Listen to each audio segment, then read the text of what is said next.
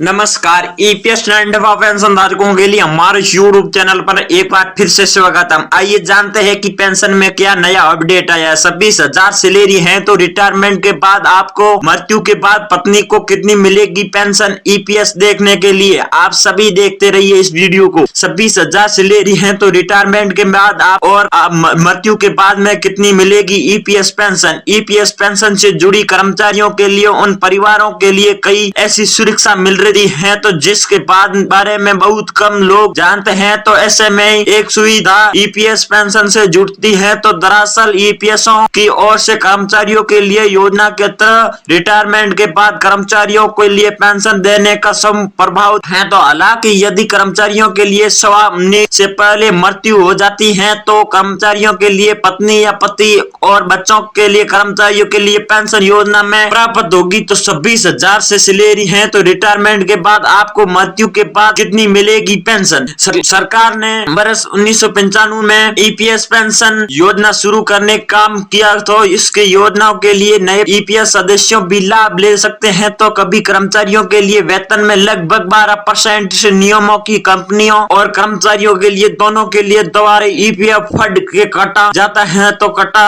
हुआ सारा pension EPS खाते में पहुंच जाती है। तो नियोजित कंपनियों के शेयरों का 8.33% हिस्सा ईपीएस में पेंशन फंड में जाता है। तो और 3.67% से हिस्सा महीने में ईपीएफ में जाता है। तो कर्मचारियों के लिए पेंशन योजना का लाभ उठाने के लिए ईपीएफओ का सदस्य होना जरूरी है। तो अगर आपने संगठन क्षेत्र में 10 साल तक काम किया है तो और आपकी उम्र 58 साल है तो 50 से के बाद में ईपीएस पेंशन निकालना शुरू हो सकती है। तो इसने इतना ही नहीं, अगले 2 साल तक पेंशन भी रोकी जा सकती है। इसके बाद में आपको हर साल फ्री में अंतिम दर से पेंशन का लाभ मिलेगा। सदस्य में नीचे दिए गए फॉर्म में अनुभव अपनी मासिक पेंशन राशि की गणना कर सकते हैं। तो इसके लिए कर्मचारियों के लिए कर्मचारी पेंशन योजना से बड़ा लाभ मिलेगा। जानकारी के लिए बता दें कि न्यूनतम पेंशन की राशि बढ़ाकर 1,000 रुपए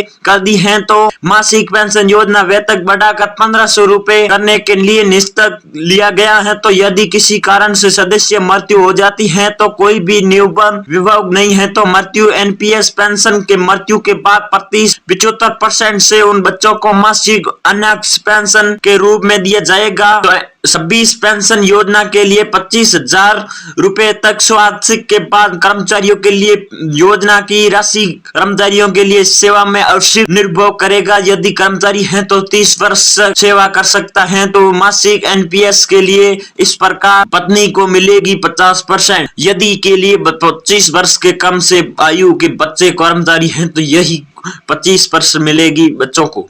अगर पत्नी के बच्चे के दोनों 24 हैं तो पत्नी को 50% मिलेगी। पतियों बच्चे के लिए 12.5% मिलेगी। यदि आपको मृत्यु हो जाती है तो और आप जीवित हैं तो बच्चे को 50% मिलेगी। यदि बच्ची और बच्चे दोनों हैं तो मृत्यु होने के बाद एनपीएस की राशि समाप्त हो जाएगी। धन्यवाद।